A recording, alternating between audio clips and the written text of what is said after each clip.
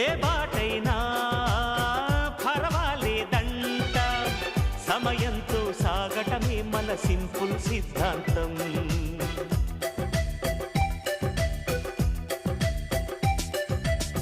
చిరుగాలికి పరిమళమిచ్చే సిరిమల్లెల వనమై ఉందాం, గగనాన్ని నేలను కలిపే హరివిల్లుల వంతెన అవుదాం. ఆనందం అంటే అర్థం మనమందా, ప్రతి పూట పాతై సాగే హుషారు సరిగమలో. ఎన్నో ఎన్నో రాగాలుండే సంగీతం కాదు